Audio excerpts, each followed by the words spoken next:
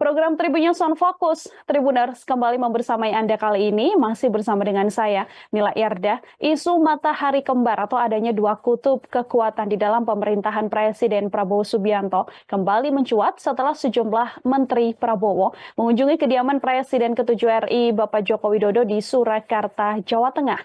Momen ini dilakukan saat Pak Prabowo sendiri tengah melakukan kunjungan ke luar negeri. Situasi ini lantas memunculkan kekhawatiran soal loyalitas ganda di Kabinet Merah Putih dan berpotensi mengganggu soliditas koalisi. Bahkan beberapa Menteri Prabowo ini juga sempat menyebut bahwa Jokowi sampai sekarang adalah bosnya, Tribuners. Meski tak lagi menjadi presiden, eksistensi Pak Jokowi sendiri tampaknya belum juga luntur. Bahkan terbaru Jokowi juga kembali diseret-seret dalam bahasan hangat lewat isu yang lagi-lagi digemakan, yakni soal ijazah palsu. Lantas bagaimana melihat situasi ini? Saya akan membahasnya dalam Tribun News on Fokus kali ini. Sudah tersambung melalui sambungan Zoom bersama dengan saya, ada pengamat politik Citra Institut, ada Bang Efriza di sana. Bang Efriza, apa kabar Bang Efriza? Alhamdulillah baik Mbak, selamat siang Mbak Nila Irda dan Tribun on Fokus. Selamat siang Bang Efriza, terima kasih banyak menyempatkan waktunya hari ini untuk berdiskusi. Kita membahas kaitannya dengan Pak Jokowi begitu ya Bang Efriza ya. Saya ingin mulai terlebih dahulu dari beberapa waktu lalu di mana sejumlah menteri dari Pak Jokowi begitu ya, ini sowan ke kediaman Presiden ke-7 dan bahkan menyebut bahwa Pak Jokowi ini masih bos mereka. Saya ingin minta pengantar dari Bang Efriza mengenai hal ini. Ya, apa yang terjadi statement dari menteri yang mendatangi Pak Jokowi dapat kita anggap secara di pemerintahan. Yang pertama memang hal ini terjadi karena kita tidak bisa menafikan keberhasilan Pak Prabowo itu tidak bisa dilepaskan dari dukungan Pak Jokowi. Bahkan banyak yang mengatakan dari cawe-cawenya Pak Jokowi ketika menjabat sebagai presiden. Yang kedua, kita juga tidak bisa melepaskan bahwa meskipun menteri itu hak prerogatifnya seorang presiden, tapi fakta nyatanya menteri-menteri di eranya Pak Prabowo sebagian besar masih menterinya era Pak Jokowi. Berikutnya, menteri-menteri yang dekat dengan Pak Jokowi ini pada dasarnya adalah bisa dikatakan orang yang paling dipercaya oleh Pak Jokowi, itu yang pertama. Yang kedua, orang yang memang didorong ataupun diyakini mereka terpilih kembali di pemerintahan Pak Prabowo karena masukan dari Pak Jokowi. Dan yang ketiga, kita tidak bisa melepaskan juga fakta bahwa pemerintahan ini pengaruh Jokowi tidak dilepaskan, tidak dipisahkan. Bahkan Pak Prabowo menyatakan dengan lugas, dengan sifatnya yang memang mengedepankan persatuan dan kesatuan, ia sangat mendukung para presiden, mantan presiden khususnya ya, di dalam hal ini beliau sebagai presiden, mantan presiden baik Ibu Megawati maupun Pak SBY maupun Pak Jokowi ikut membantu Pak Presiden Prabowo. Dan itu dibuktikan dengan kedekatan terhadap Pak Jokowi maupun terhadap Pak SBY. Dan ini adalah konsekuensinya. Dan berikutnya, kalau kita melihat situasi ini, apakah loyalitas mereka ganda?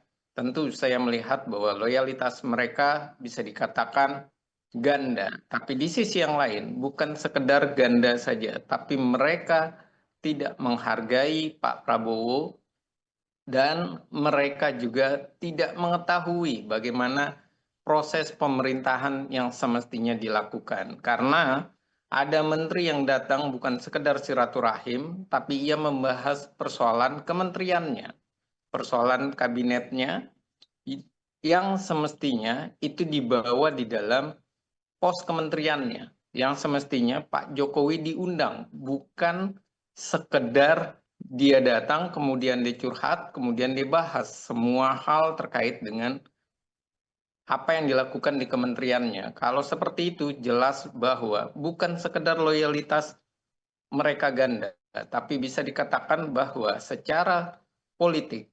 Mereka mengakui secara kepala lembaga, kepala politik.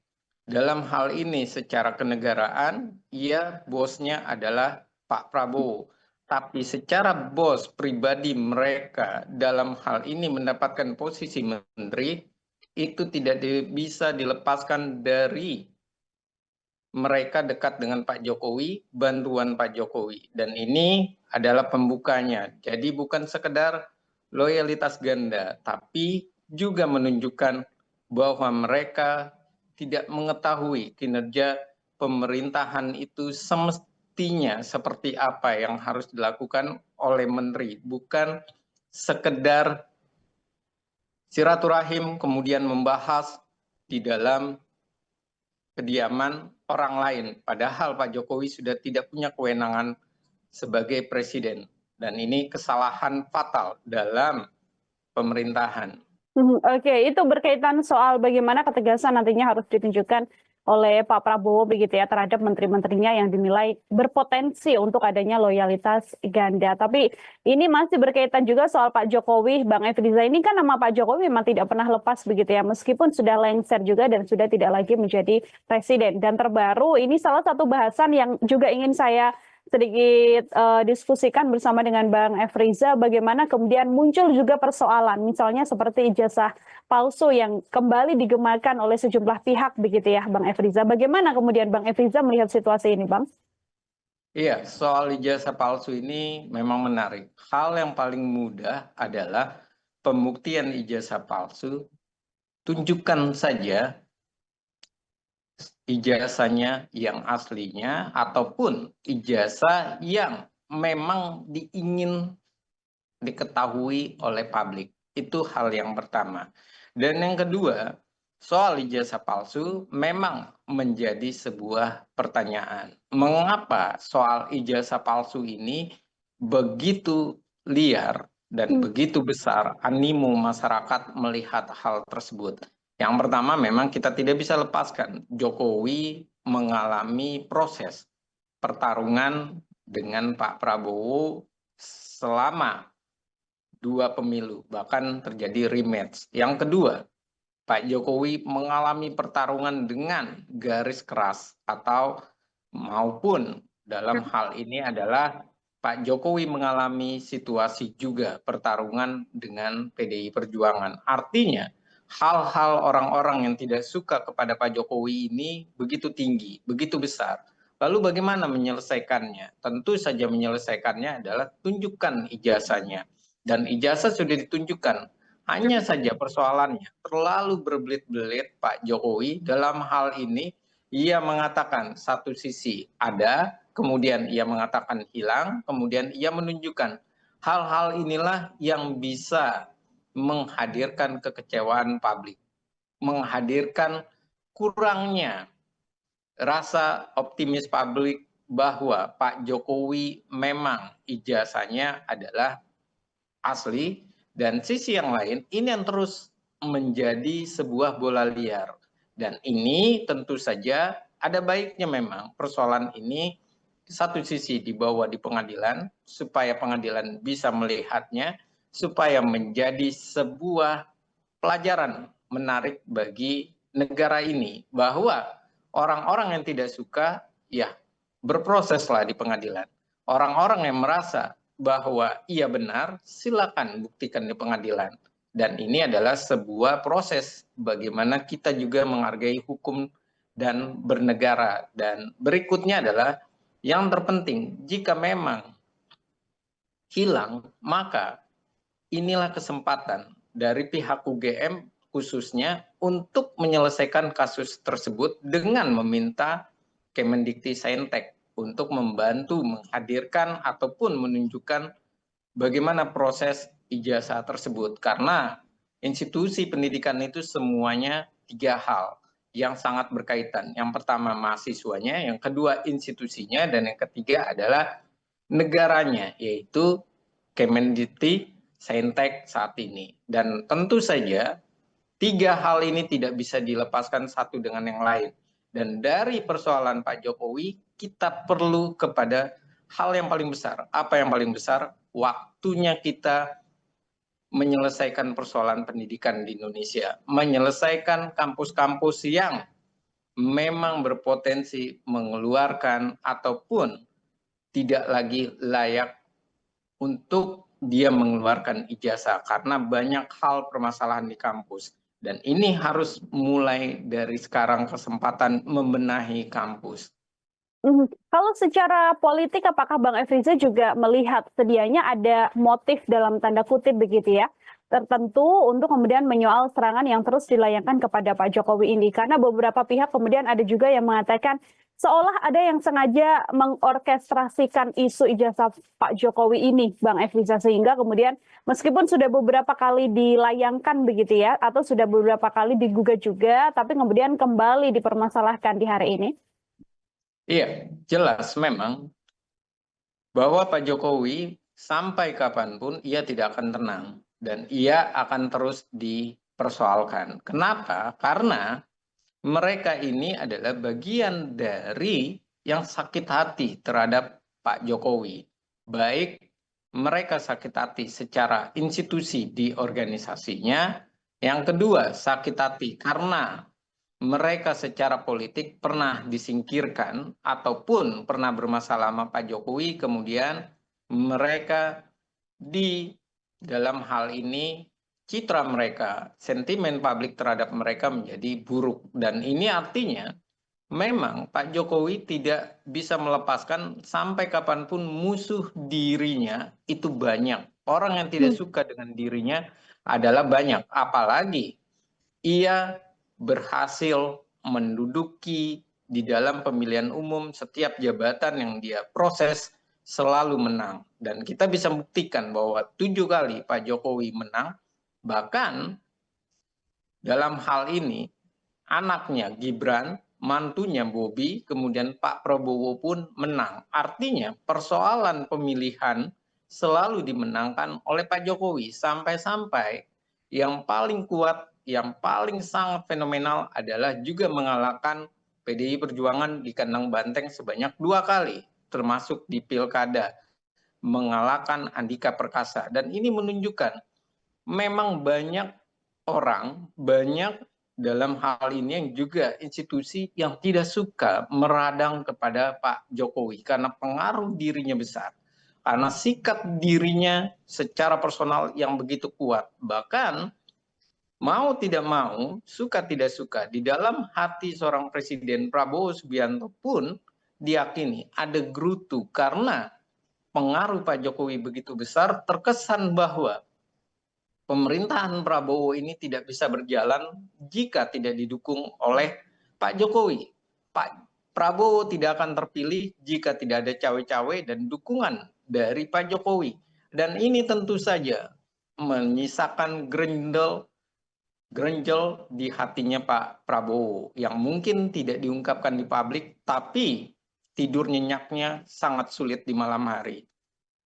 Terakhir dari saya, Bang Efriza, sebagai mantan presiden begitu ya, kan kita melihatnya Pak Jokowi ini seolah menjadi satu-satunya mantan presiden yang namanya terus eksis begitu ya setelah lengser. Akankah kondisi ini kemudian berkemungkinan bisa berlangsung selama, Bang Efriza, atau nanti di suatu momen akan ada juga titik hilang dari seorang Jokowi begitu ya? Secara kalau kita melihat juga memang sekarang ini Pak Jokowi bukan seperti mungkin mantan presiden Pak SBY ataupun Bu Mega yang juga aktif sekali di partai politik, Bang Efriza. Iya, kalau ditanya apakah di satu sisi momen Pak Jokowi akan meredup, saya rasa tidak. Ada 2 hal. Pertama, memang Pak Jokowi ini suka tidak suka anaknya, mantunya ikut berpolitik. Bahkan yang terbaru idenya Pak Jokowi saja diambil oleh PSI, mengadakan di Kota Solo menjadi PSI persorangan atau partai super terbuka. Dan ini tentu saja akan terus hadir dan akan dibangun terus narasi-narasi ketidaksukaan terhadap Jokowi. Yang kedua adalah narasi tidak suka terhadap Jokowi pada dasarnya juga menguntungkan bagi pemerintah. Apa menguntungkan bagi pemerintah? Contoh saja kondisi ekonomi kita yang sedang tidak baik-baik saja. Kondisi di pemerintahan kita yang berjalan pada dasarnya dalam hal ini realisasinya tidak begitu cepat, bahkan banyak yang namanya kebocoran-kebocoran anggaran itu semua terkesan tertutup, terkesan bisa ditutup, menjadi sebuah hal yang diyakini oleh publik, diketahui oleh publik. Kenapa itu menjadi hal yang tertutup ataupun publik menjadi sedikit mengabaikan hal tersebut? Karena publik terbawa kepada isu Pak Jokowi. Bahkan yang jelas-jelas menunjukkan semestinya publik menuntut terjadinya reshuffle kabinet misalnya, karena kinerja para menterinya tidak beres, harga kebutuhan pokok juga melambung tinggi, dan bagaimana situasi ekonomi di Indonesia begitu sulit. Ternyata apa yang terjadi adalah publik malah fokus terhadap ijazahnya Pak Jokowi. Publik malah fokus terhadap matahari kembar Pak Jokowi. Publik malah fokus terhadap pengaruh Pak Jokowi ataupun keinginan PDI Perjuangan. Mereka malah melupakan bahwa ada kelemahan besar di pemerintahan saat ini. Apa kelemahan besarnya?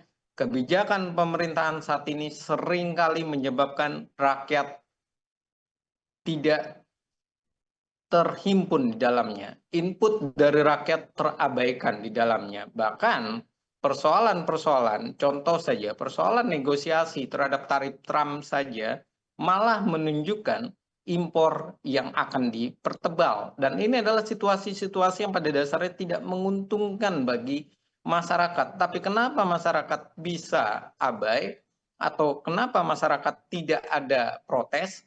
Karena masyarakat sedang merasa ternikmati bahwa terkesan Pak Jokowi masih bagian dari pemerintahan, masih sebagai bagian dari dalam tanda kutip presiden. Terngiang-ngiang bahwa presiden masih punya pengaruhnya, dalam hal ini presiden yang dimaksud adalah mantan presiden Jokowi.